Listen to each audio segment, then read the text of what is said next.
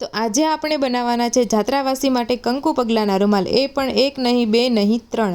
Welcome back to my mini vlog. હું છું રાધિકા। તો કંકુ પગલાંના રૂમાલ બનાવવા માટે વ્હાઇટ કોટનના કાપડ ઉપર આ રીતના આપણે પ્રિન્ટ કરી નાખી હતી, અને પછી એમાં આપણે કલર કામ કરવાનું હતું। તો પ્રિન્ટિંગનું કામ ચાલુ છે ને અહીં ભાભી પણ આપણે હેલ્પ કરવા માટે આવી ગયા છે, ને તે પણ મસ્ત મજાનું કલર કોમ્બિનેશન કરી રહ્યા છે, ને ચારે બાજુ કલરનો પથારો અને રમણ ભમણ થયું છે।